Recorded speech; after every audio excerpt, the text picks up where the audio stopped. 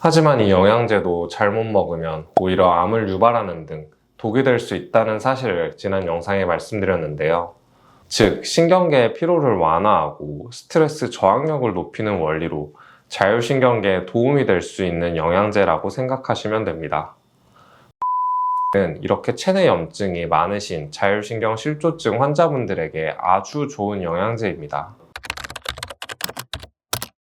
자율신경 실조증은 우리 몸의 생명 유지에 관여하는 신경계의 불균형으로 인해 나타납니다.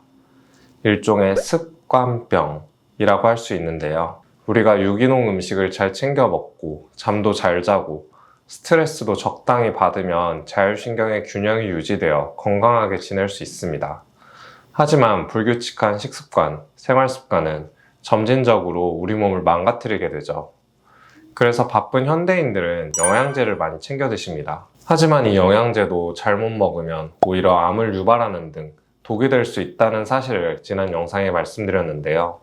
반대로 생각하면 자기 자신에게 맞는 영양제의 섭취는 자율신경을 회복시킬 뿐만 아니라 건강을 유지하는 데 도움이 될 수 있습니다.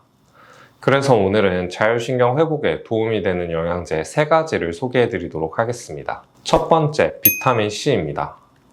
비타민 C는 기능의학자들이 말하는 현존하는 가장 가성비가 좋고 효과가 뛰어난 영양제입니다. 자율신경 실조증 환자분들 100명 중 99명은 스트레스로 인해 시작되는 경우가 많습니다. 스트레스를 제때 해소하지 못하면 이것이 만성 스트레스로 이어져 시상하고 뇌하수체, 부신축 기능에 이상이 생겨 자율신경 실조증을 비롯한 각종 질병을 유발합니다. 비타민 C는 이 스트레스에 대한 저항력을 기르는데 아주 효과가 뛰어납니다. 우리 몸이 스트레스를 받으면 부신에서는 코티솔이라는 스트레스 호르몬이 분비되고요. 또 노화를 일으키는 산화 스트레스가 나와 몸을 늙게 만듭니다. 그래서 특히 내가 평소에 직장이나 가정 등에서 스트레스를 많이 받는 환경이다. 그리고 이것 때문에 몸이 예민하고 피곤하다고 느끼시는 분들은 비타민 C를 꼭 챙겨 드셔야 합니다. 비타민 C는 이렇게 항산화 작용을 할 뿐만 아니라 심혈관 건강에도 도움이 되고요. 신경 전달 물질인 도파민 활성에도 관여해 뇌 건강에도 도움이 됩니다. 즉, 신경계의 피로를 완화하고 스트레스 저항력을 높이는 원리로 자율신경계에 도움이 될 수 있는 영양제라고 생각하시면 됩니다. 관련된 연구도 굉장히 많습니다. 직접적인 자율신경에 관한 연구는 사실 좀 더 필요하지만 항스트레스 작용, 면역력 향상 작용, 또 신경전달 물질에 관여한다는 사실이 밝혀져 있고요. 이를 통해 스트레스로 인해 유발되는 자율신경 실조증에도 충분히 도움이 될 수 있으리라 생각해 볼 수 있습니다. 하루 얼마만큼의 비타민 C를 복용해야 하는지 많이들 여쭤보시는데요. 일반적으로 비타민 C의 권장량은 하루 100mg이지만 자율신경을 치료하는 기능의학에서는 최소 1000mg 이상, 최대 1000mg 혹은 그 이상까지 섭취를 권장합니다. 비타민 C 메가도스 요법이라고 하죠. 사람마다 용량은 조금씩 다를 수 있습니다.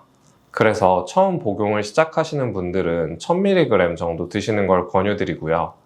500mg씩 증량을 해보면서 본인에게 가장 적합한 용량을 찾아보시고 최대 6000mg 정도까지 일단 드셔보시는 걸 저는 환자분들께 권유드리고 있습니다. 참고로 저는 매일 운동을 하고 있고 일하면서 스트레스를 좀 받는 편이라서 그런 점들을 감안해 아침, 저녁으로 3000mg씩 총 하루 6000mg의 비타민C를 복용하고 있습니다. 두 번째, 오메가3입니다.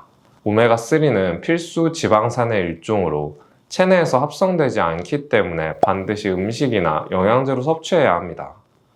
오메가3는 염증을 줄이고 심혈관 건강을 유지하는 작용이 뛰어난데요. 자율신경 실조증 환자분들 중 교감신경이 우세한 경우에 특히 몸이 긴장되면서 체내 염증 반응을 일으킵니다. 실제로 혈액 검사를 해보면 염증 수치를 의미하는 CRP가 높아져 있기도 하고요. 스트레스를 받으면 이에 대한 보상작용으로 교감신경이 항진됩니다. 그러면 인터류킨6, TNF-알파와 같은 사이토카인이 분비됩니다. 이런 물질들은 바로 염증을 유발하게 되고요.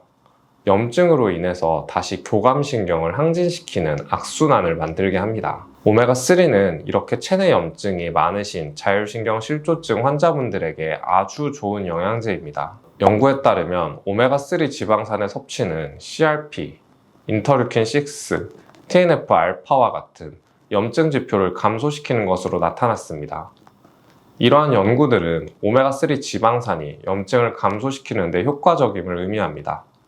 자율신경 문제로 인해 발생하는 심혈관 질환, 류마티스 관절염 등 염증과 관련된 증상을 예방하고 치료하는 데 효과적이라고 할 수 있겠죠.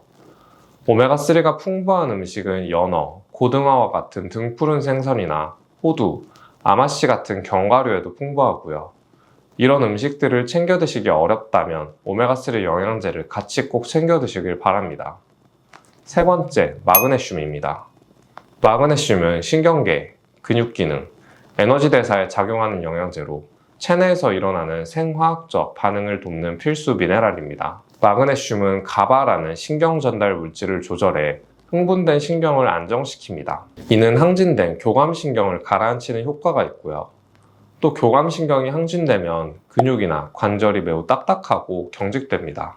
마그네슘은 이러한 조직의 경직을 풀어주는데, 그래서 종아리에 이유 없이 쥐가 나는 분들이 필수적으로 드셔야 하는 영양제가 바로 마그네슘입니다. 이런 효과는 부교감신경의 활성을 동반합니다. 그래서 신체를 이완시키고 심박수를 낮추면서 전반적으로 몸을 진정시키는 것이죠. 특히 마그네슘은 혈관을 이완시키는 작용이 있어서 혈압을 낮춰주고요.